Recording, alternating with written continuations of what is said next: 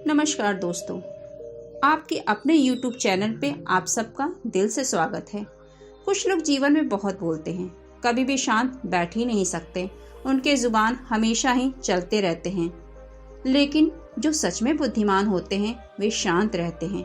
वह हमेशा सोचते हैं कि उन्हें कम से कम बोलना पड़े।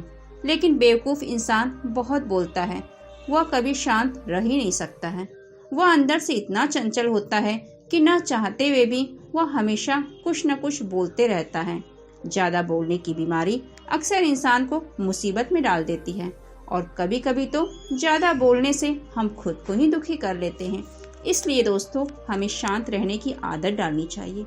एक बार की बात है, पुराने जापान के सबसे प्रसिद्ध बौद्ध मठ में एक युवक बौद्ध भिक्षु रहता था। वह बौद्ध मठ में अपने गुरु की सेवा किया करता और उनसे शिक्षाएं लेता। वह गुरु के द्वारा दी गई हर एक शिक्षा को पूरे लगन के साथ अभ्यास करता और पूरी ईमानदारी के साथ उसका पालन भी करता था। वह कभी भी अपने गुरु को शिकायत का कोई अवसर नहीं देता, इसलिए गुरु भी उससे बहुत खुश और संतुष्ट थे। गुरु अपने शिष्य को एक बहुत ही महत्वपूर्ण काम देने का निर्णय किए। उन्होंने उसे अपने पास बुलाया और उसके हाथों में एक पत्र देते हुए कहा, तुम्हें इस पत्र को जितना जल्दी हो सके क्योटो शहर में रह रहे इसके असली मालिक तक पहुंचाना है। लेकिन याद रहे, किसी भी हालत में यह पत्र तुमसे खोना नहीं चाहिए और ना ही किसी दूसरे व्यक्ति के हाथ लगना चाहिए।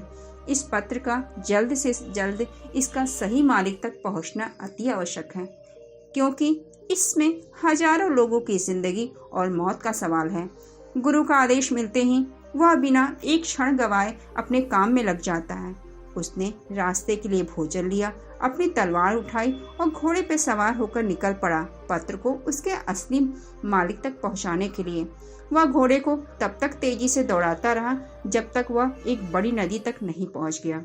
उसे पार करने के लिए एक संकरा सा पुल बना हुआ था।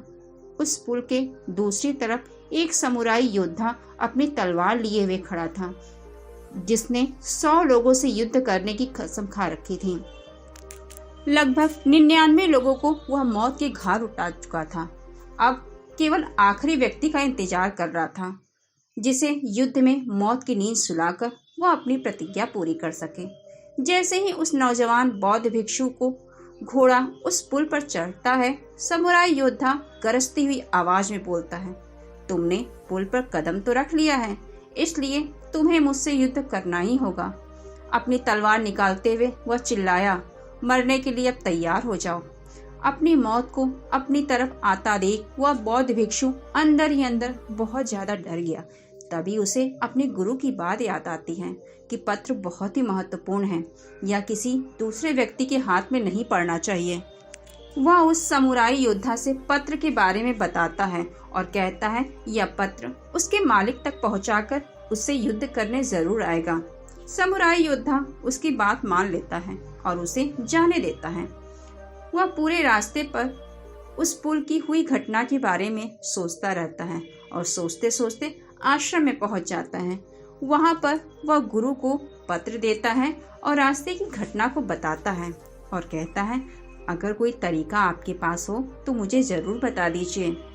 वह गुरु कहते हैं, मेरे पास कोई तरीका तो नहीं है कि जिससे तुम समुराई योद्धा को हरा सको, इसलिए तुम्हारी मौत तो निश्चित है। लेकिन हाँ, मैं तुम्हें मृत्यु का सामना करने का सबसे अच्छा तरीका जरूर बता सकता हूँ। जब तुम उस पुल पर पहुँचो तो अपनी तलवार को अपने सर के ऊपर उठाना और अपनी आंख बंद कर लेना और पूरी शांति के साथ खड़े होकर इंतजार करना। जब तुम्हें महसूस हो कि कुछ ठंडी चीज तुम्हारी खोपड़ी को छू रही है तो यही तुम्हारी मृत्यु होगी। इसके बाद वह नौजवान बौद्ध भिक्षु दोबारा अपने सफर पर निकल पड़ता है। इस बार वह अपनी मौत का सामना करने के लिए पूरी तरह से तैयार था। इस बार न तो उसके अंदर कोई घबराहट थी, न ही किसी प्रकार का डर। जब वह पुल पर पहुंचता है तो वह समुराई योद्धा इंतजार करता हुआ दिखता है उसे। वह शिष्य ठीक वैसा ही करता है जैसे कि उस गुरु ने कहा था। वह अपने दोनों हाथों से तलवार को सिर के ऊपर उठाता है और आंख बंद करके मौत के ठंडे तलवार का इंतजार करने लगता है। जब समुराई योद्धा उस नौजवान बौद्ध भिक्षु को ऐसी अवस्था में देखता है तो समझ जाता है कि जरूर यह किसी ज्ञानी गुरु से मिलकर आया है, क्योंकि उसने आज से पहले आंख बंद किए हुए तलवारबाजी की ऐसी मुद्रा और लड़ाई से पहले चेहरे पे इतनी शांति कभी नहीं देखी थी। उसने ध्यान से उसके चेहरे पर देखा तो उसके चेहरे पे ना तो मौत का डर था और ना ही किसी प्रकार की कोई घबराहट। उसने अपनी तलवार नीचे रख दी और अपने घुटनों पर बैठकर हाथ जोड़कर कहने लगा, हे महान गुरु, मेरे इस मूर्खतापूर्ण दुस्साहस के लिए मुझे माफ करें और अपना शिष्य बनाएं, ताकि मैं भी आपसे अद्भुत तलवारबाजी की कला सीख सकूं। मुझे क्षमा करें मेरे से अगर कोई गलती हो गई हो, क्योंकि मेरे अंदर लड़ने की तो हिम्मत है लेकिन शांत रहने की नहीं।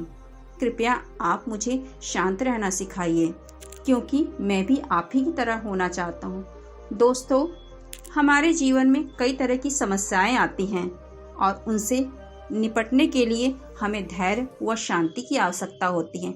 लेकिन आज मनुष्य बहुत अधिक घबरा जाता है। वह सोचता है कि इस समस्या से बाहर निकलने का कोई रास्ता ही नहीं है।